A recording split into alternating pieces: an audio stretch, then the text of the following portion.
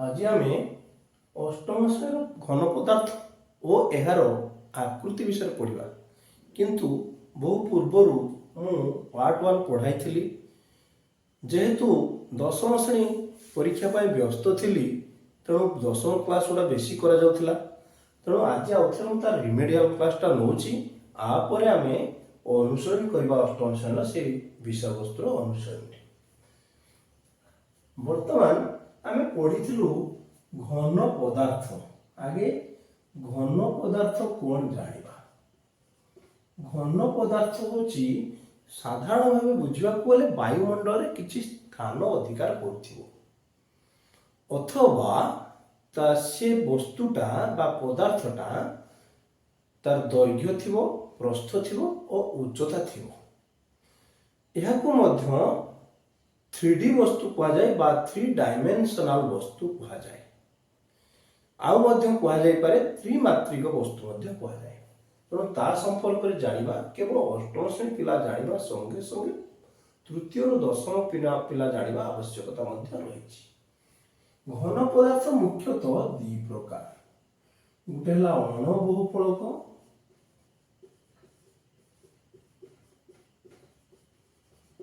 आ गोटे है बहुफलक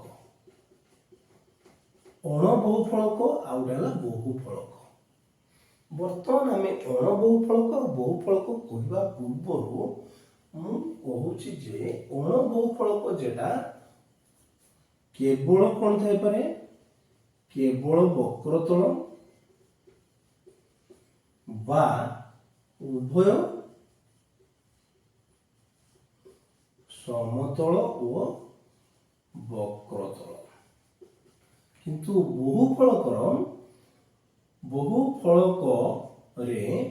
बहुफलक रे केवल समतल केवल समतल एटार केवल वक्रतल थाईपे बा उभय समतल और वक्रतल थाईपे किंतु आम तल आम जानिबा वर्तमान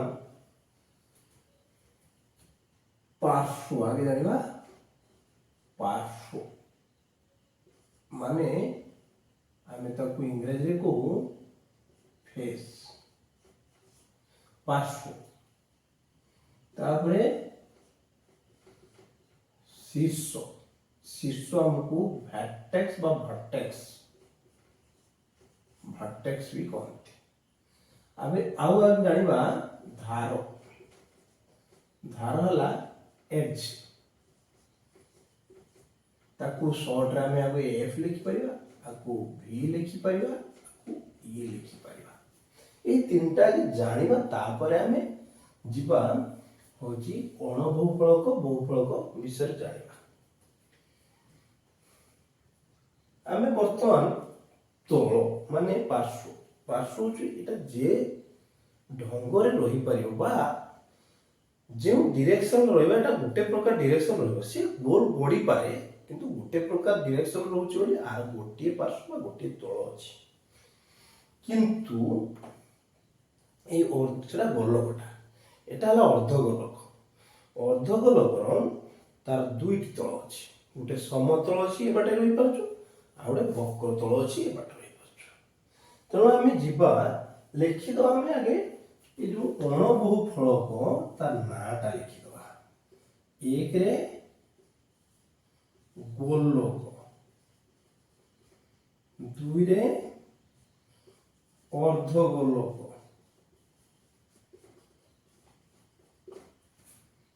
3 रे कोण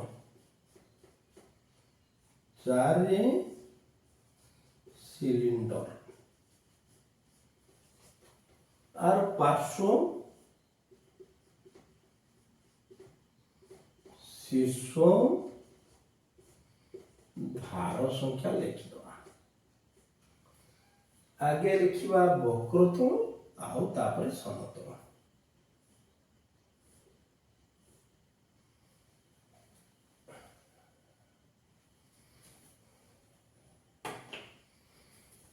एबे आमे जिबा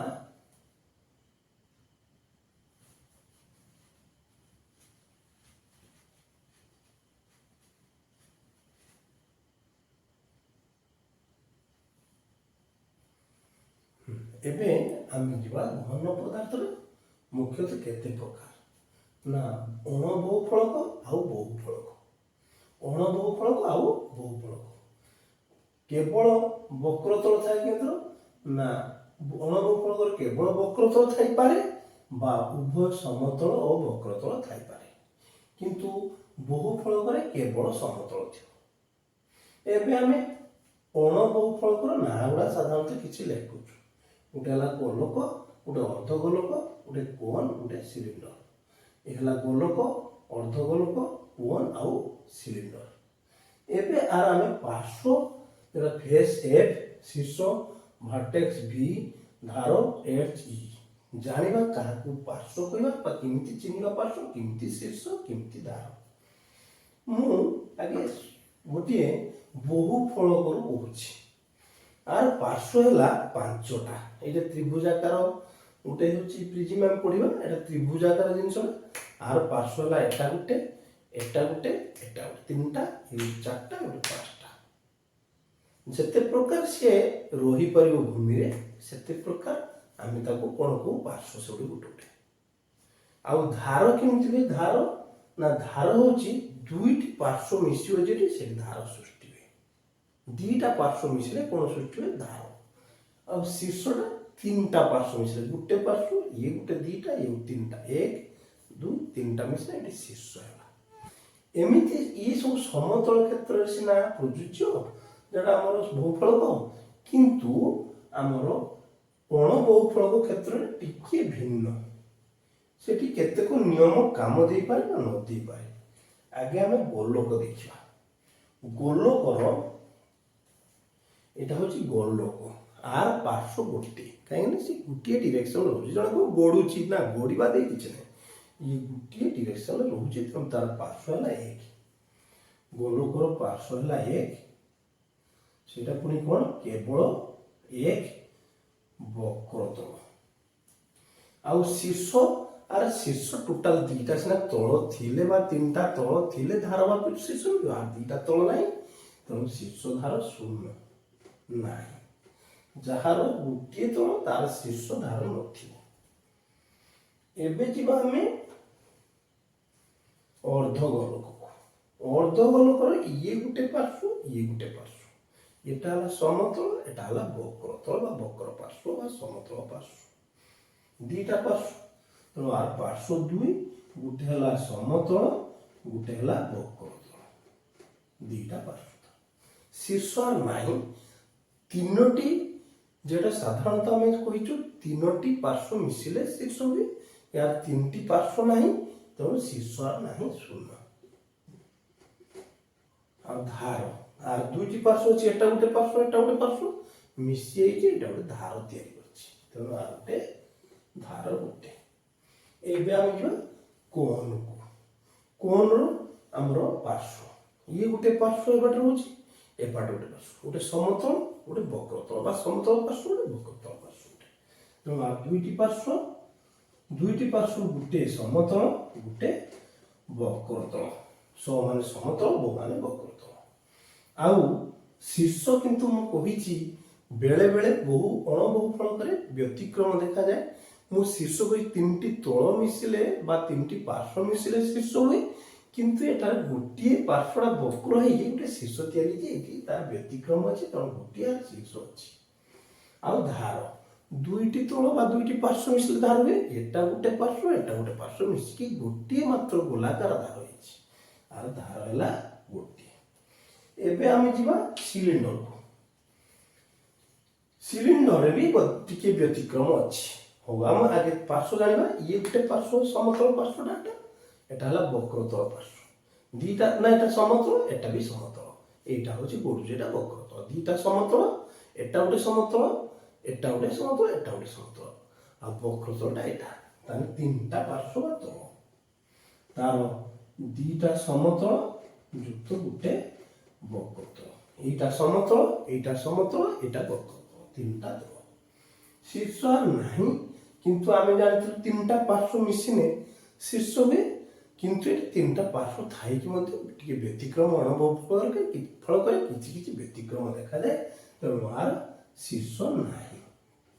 ଧାର କିନ୍ତୁ ଦୁଇଟା, ଏ ତଳଟା ଏଠି ୟା ତଳ ଏ ସମତଳ ସାଙ୍ଗରେ ମିଶି ଏଠି ଗୋଟେ ଧାର ହେଇଛି, ସେଇ ବକ୍ର ତଳଟା ଏ ସମତଳ ସାଙ୍ଗରେ ମିଶି ଏଠି ଗୋଟେ ଧାର ହେଇଛି, ଦୁଇଟି ଧାର। ତେଣୁ ଆମେ ଏଥିରୁ ଜାଣିଲେ ଆମେ ଅଣବହୁଫଳକ ବିଷୟରେ କିଛି ଜାଣିଲୁ। ଆମର ଗୋଲକ, ଅର୍ଦ୍ଧଗୋଲକ, କୋନ୍ ଆଉ ସିଲିଣ୍ଡର ସମସ୍ତେ ପିଲାମାନେ ଦେଖିନେବେ, ପାର୍ଶ୍ୱ ସଂଖ୍ୟା ଆଉ ଶୀର୍ଷ ସଂଖ୍ୟା, ଧାର ସଂଖ୍ୟା। ଏବେ ଆମେ ଯିବା ବହୁଫଳକକୁ। ବହୁଫଳକକୁ ଆମେ ଯିବା।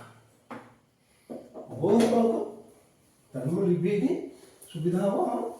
ବହୁଫଳକ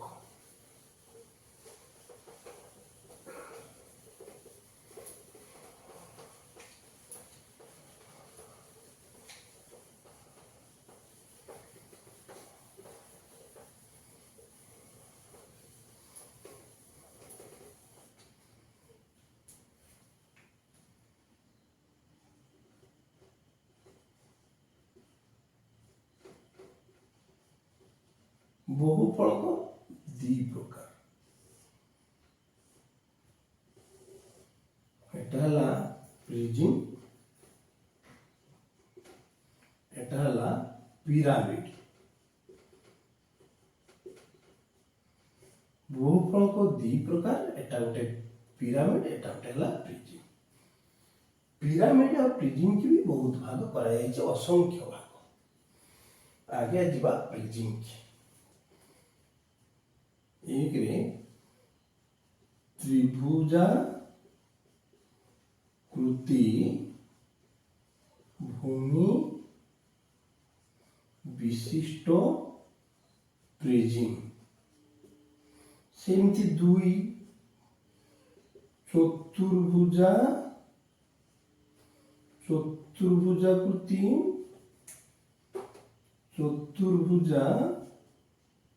ଭୂମି ବିଶିଷ୍ଟ ପ୍ରିଜମ।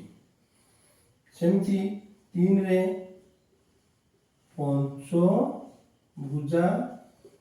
ଭୂମି ବିଶିଷ୍ଟ ପ୍ରିଜମ।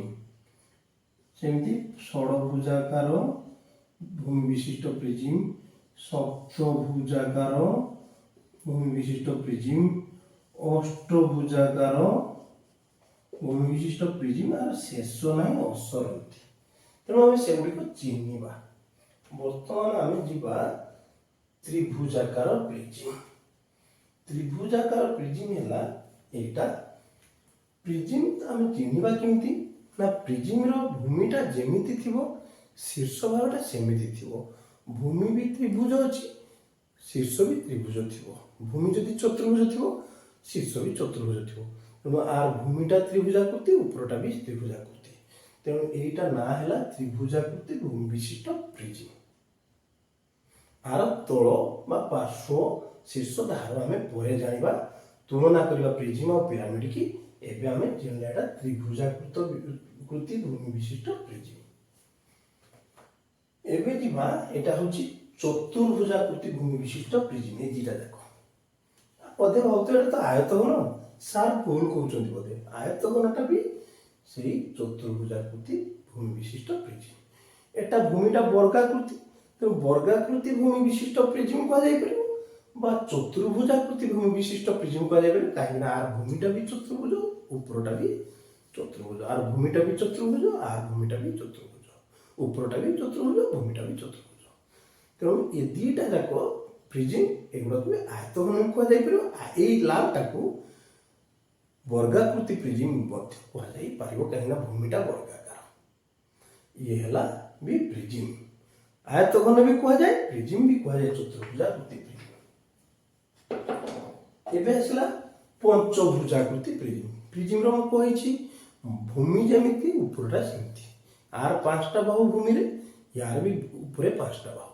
ତାହେଲେ এটা ପଞ୍ଚଭୁଜାକୃତି ଭୂମି ବିଶିଷ୍ଟ ପ୍ରିଜମ। ଏବେ ଆମେ ଚିହ୍ନିଗଲେ ପ୍ରିଜମ। ଖାଲି ଚିହ୍ନିଲେ ତାର ପାର୍ଶ୍ୱ, ଶୀର୍ଷ, ତଳ, ପାର୍ଶ୍ୱ, ଶୀର୍ଷ, ଧାର ଜାଣିବା। ପିରାମିଡ ଦେଖେଇ ସାରିଲେ। ଏବେ ଆମେ ଯିବା ପିରାମିଡ କି। ଆଉ ତା ପୂର୍ବରୁ ଆଉ ଗୋଟେ ବି ଅଛି ପ୍ରିଜମ, ମୁଁ ଦେଖେଇ ନଥିଲି। এটা ବି ଚତୁର୍ଭୁଜାକୃତି ପ୍ରିଜମ। ଆଉ ଭୂମି ଯେମିତି ଉପର ସେମିତି। ଏଟାକୁ ସମଘନ ମଧ୍ୟ କୁହନ୍ତି, এটা ମଧ୍ୟ ଚତୁର୍ଭୁଜାକୃତି ଭୂମି ବିଶିଷ୍ଟ ପ୍ରିଜମ। ଭୂমি ଯାହାର ଚତୁର୍ଭୁଜ, ସେ ଚତୁର୍ଭୁଜାକାର ଭୂমি ବିଶିଷ୍ଟ ପ୍ରିଜମ। କିନ୍ତୁ ଆମେ ଛୋଟବେଳେ ଆକୁ ଚିହ୍ନିଛେ ସମଘନ, ଆକୁ ଚିହ୍ନିଛେ ଆୟତଘନ। एगुड़ा गोटे गोटे प्रिज्म। एबे जो पिरामिड आमे पिरामिड एक रे त्रिभुजाकृति भूमि विशिष्ट पिरामिड, दुई रे चतुर्भुजाकृति भूमि विशिष्ट पिरामिड, तीन रे पंचभुजाकृति भूमि विशिष्ट पिरामिड, सेमती षोडभुजाकृति भूमि विशिष्ट पिरामिड, सेमती सप्तभुजाकृति भूमि विशिष्ट पिरामिड, अष्टभुजाकृति भूमि विशिष्ट पिरामिड, एमती नवभुज दशभुज सबू अच्छी जमीती प्रिज्म रे सेमती पिरामिड। एबे हम एका चिन्हिबा, वर्तमान हम चिन्हिबा त्रिभुजाकृति भूमि विशिष्ट पिरामिड। ये जो प्रिज्म पिरामिड फरकटा या जे आर भूमि समान लालटा हला प्रिज्म, हलदियाटा हला पिरामिड, आर भूमि जहा शीर्ष सेमती एका भले, यार किंतु सिया नहीं, भूमिटा हला त्रिभुज, शीर्षटा गोटे शीर्ष हेतु, ऊपरटा गोटे शीर्ष हेतु। तेणु पिरामिडटा भूमि जेमिति तीनटा बाहु अछि त्रिभुजाकृति भूमि विशिष्ट आमे पिरामिड कहूचु, शीर्षटा तार मात्र शीर्ष भागटा गोटे शीर्ष हेछि। तेणु सबु गुड़िक पिरामिड एइभଳି भूमि चतुर्भुज थिबो, ऊपरटा गोटे शीर्ष हेतु, भूमि पंचभुज थिबो, ऊपरटा गोटे शीर्ष हेतु। एटा त्रिभुजाकृति भूमि विशिष्ट पिरामिड, आकु मध्य समटेट्राहेड्रन कहंती, समटेट्राहेड्रन मध्य कहंती। एबे आमे जिबा चतुर्भुजाकृति पिरामिड। एटा चारिटा भूमिर चारिटा बाहु अछि, चारटा बाहु बोले चतुर्भुजाकृति पिरामिड, आर पिरामिड रो कहि शीर्ष आडू गोटे शीर्ष हेतु, तेणु चतुर्भुजाकृति भूमि विशिष्ट पिरामिड। एबे आमे जिबा पंचभुजाकृति भूमि विशिष्ट पिरामिड। ए भूमिटा पांचटा बाहु 1 2 3 4 5, आर शीर्षटा मध्य सेमती शीर्ष भागटा गोटे शीर्ष हेछि। एटा पंचभुजाकृति भूमि विशिष्ट पिरामिड, एमिति षडभुज सप्तभुज सब अछि। एबे आमे जिबा ताकर पार्श्व शीर्ष इत्यादि चिन्हिबा। गोटे गाणितिक यूलर सूत्र बाहर करते से सूत्रटा भी जानिबा।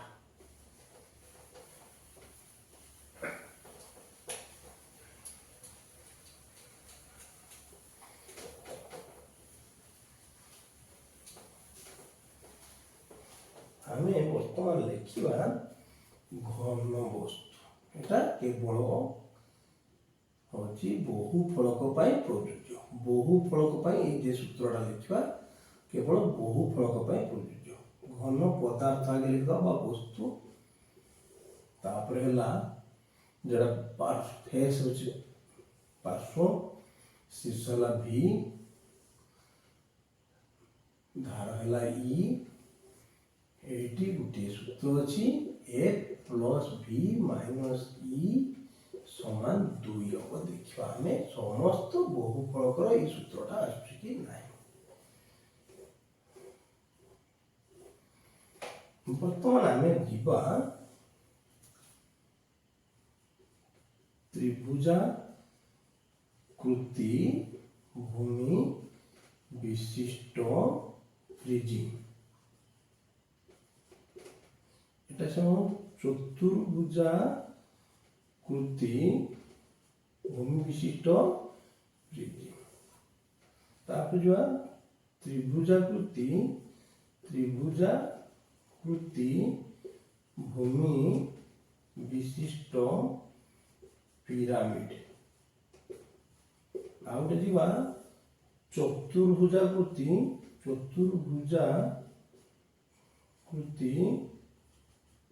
भूमि विशिष्ट पिरामिड। ये आम चारिटा गणिबा पार्श्व शीर्ष, तापर आम लिखा आगे लिखा ତ୍ରିଭୁଜାକୃତି ଭୂମି ବିଶିଷ୍ଟ ପ୍ରିଜିମ୍ ଏଇଟା।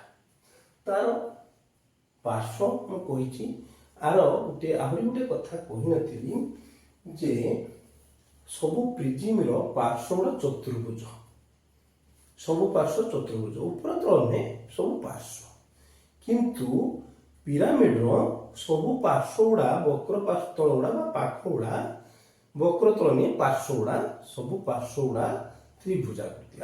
ଦେଖନ୍ତୁ ସବୁ ତ୍ରିଭୁଜ,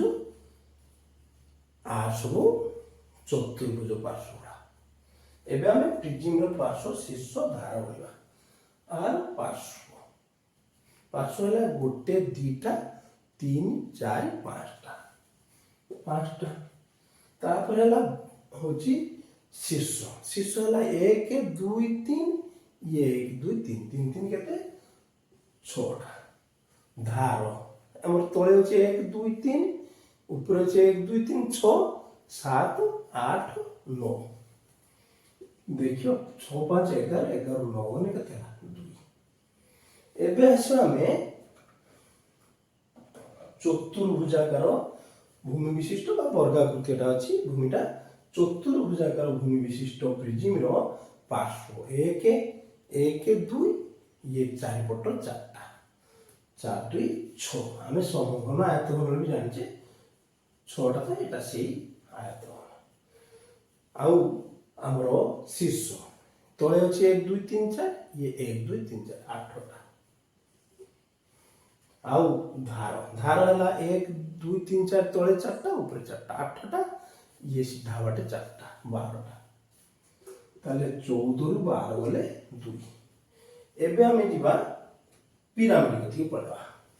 ପିରାମିଡର ପାର୍ଶ୍ୱ ଇଏ 1, ଇଏ 1 2 3ଟା, 3 1 4ଟା। ତାପରେ ଶୀର୍ଷ 1 2 3ଟା, ଏ ପିରାମିଡଟା ତ୍ରିଭୁଜାକାର ପିରାମିଡ 1 2 3ଟା, ଉପରେ ଉଠେ 4ଟା। ତାହେଲେ ଆଉ ରହିଲା ଆମର ଧାର ହେଲା 1 2 3ଟା, ଏ 3ଟା, ଉପରକୁ 3ଟା, 1 2 3ଟା 6ଟା, 4 4 8 8 6 ମାନେ 2। ଏବେ ଯିବା ଚତୁର୍ଭୁଜାକୃତି ଭୂମି ବିଶିଷ୍ଟ ପିରାମିଡକୁ। ପାର୍ଶ୍ୱ ହେଲା 1, ଇଏ 1 2 3 4ଟା, ଇଏ 2ଟା, ଇଏ 4ଟା, ଇଏ 5ଟା। ଯିବା ଶୀର୍ଷକୁ। ଶୀର୍ଷ କେତେ ନା 1 2 3 4, ଉପରେ ଉଠେ 5, 4ଟା 5ଟା। ତାହେଲେ ବର୍ତ୍ତମାନ ଆଉ ଗୋଟେ କଥା ଜାଣିଗଲେ ତାର ଧାର। ଇଏ 4ଟା ଅଛି 1 2 3 4, 1 2 3 4, ଉପରକୁ 1 2 3 4, 4 4 8ଟା। 10ଟାରୁ 8ଟା, 5 1 10, 10 ରୁ 8 ହେଲା 2। ତେଣୁ ବୈଜ୍ଞାନିକ ୟୁଲର ଯେ ପ୍ରମାଣ କରି ଦେଖେଇଦେଲେ ଯେ ପାର୍ଶ୍ୱଯୁକ୍ତ ଯେତେ ସବୁ ବହୁଫଳକ ଅଛି ତାର ପାର୍ଶ୍ୱଯୁକ୍ତ ଶୀର୍ଷ ବିୟୋଗ ଧାର ହବ ସବୁବେଳେ 2। ଆମେ ଯେତେ ପରୀକ୍ଷା କରିବା ସବୁଗୁଡାକ 2। କିନ୍ତୁ ଅଣବହୁଫଳକର ସେ ସୂତ୍ର ହେଇପାରିବ ନାହିଁ। ଆଉ ଗୋଟେ ମ୍ୟାଜିକ ପାଇଲେ ଏଠି ତ୍ରିଭୁଜାକୃତି ମାନେ ତାର ଭୂମିଟା 3 ହେଲେ ତାର ଫେଜ ପାଇଲେ 3 ଯୁକ୍ତ 2, ବା ଆମେ ତାକୁ ଲେଖିପାରିବା n+2। ସେମିତି ଏଠି ହଉଛି ତାର ଏଟା ପାର୍ଶ୍ୱ ପାଇଲେ ଯେତିକ ଭୂମିଠୁ 2 ଏଡା ହବ ଯୁକ୍ତ 2। ଏଠି ସେରକ ଶୀର୍ଷ କେତେ ପାଇଲେ ନା 6, ଏଠି 3 ଗୁଣନ 2। ଏଗୁଡାକ ଆମେ କଣ ଲେଖେ ନା ଆମେ ଲେଖିପାରିବା ଏଠି ପ୍ରିଜିମ୍ ପାଇଁ ସୂତ୍ର ହେଲା ନା ଯଦି ଭୂମିଟାକୁ n ବାହୁ ବିଶିଷ୍ଟ ଭୂମି ହୁଏ, ତାହେଲେ ପ୍ରିଜିମ୍ର ପାର୍ଶ୍ୱ ସମାନ କେତେ ନା 3 ଯୁକ୍ତ 2 ହେଲା, ଏଠି n+2। ଆଉ ଶୀର୍ଷ ହବ, ଶୀର୍ଷ କେମିତି ସେମିତି ହବ, ଏଠି କେତେ ଶୀର୍ଷ ହେଇଛି ନା 6 ହେଇଛି, ଇଏ 3ଟା ହବ 2 ଗୁଣନ n। ସେମିତି ଧାର ମଧ୍ୟ ସେମିତି କିଛି ଧାରର ବି ମଧ୍ୟ ଅଛି। ତାର ଧାର ହଉଛି 3 ଗୁଣନ n, 3 3 9। ସେମିତି 4n ଦେଖିବେ, 4 ଯୁକ୍ତ 2 6 ଅଛି, ଆଉ ଶୀର୍ଷ 2 ଗୁଣନ 4 8, ଧାର 3 ଗୁଣନ 4। ये गोटे उपाय पाइले आमे যদি ঘুষি দেবা भी হব, কিন্তু आमे बुझी जवाटा भल। तापर पिरामिड, पिरामिड रो सेमती n बाहु विशिष्ट यदि भूमि थाए ताले पार्श्व केते ना पार्श्व हला, तार पिरामिड रो पार्श्व हला केते ना त्रिभुजाकृति। त्रिभुजाकृति हेने एठी होचु 4, ताने एठी तो 3 युक्त 2 हेतला, एठी 3 1 4, ताने n + 1। सेमती शीर्ष संख्या पाइया पई तार फॉर्मूला हला एठी से 3 युक्त 1, सेही n + 1 चतुर्भुज 4 युक्त 1। किंतु धार पई नियम अलगा। धार कोन, धार अछि 3 ने 3 दुने केते 6, एठी उतरा 3 3 9 आ 4 3 केते बार, एठी 3 टा ने 3 दुने 6 2n, 4 टा ने 2 6 8 धार। एठा गोटे मध्यम बढ़िया कथा पाई गेले, शीर्ष धार आउ पार्श्व पाइया पई एटा मध्य पिला माने मन रखि पारंती, बा आमे मु तो पूरा पूरी फिजिकली सब देखेली, समस्ते बुझवा को चेष्टा करिवे। अन्य छोट पिला आउ तृतीय और दशम समस्त को मध्य जणैबे, आउ पितामाता को मध्य जणैबे, जानिबा द्वारा से छोट पिला मानको बुझेइ देबे। समस्त धन्यवाद। मोर आवर्स मैथ विथ अंजन साहब यूट्यूब चैनल को समस्त को अनुरोध करुच्ची सब्सक्राइब करिवे, आउ शेयर करिवे अन्य बंधु सांग मानको, आउ निश्चित आपण मानको पाखरे जाइकी प्रतिदिन वीडियो जाइकी पहुंची जीवो पाठर उत्तम उत्तम वीडियो।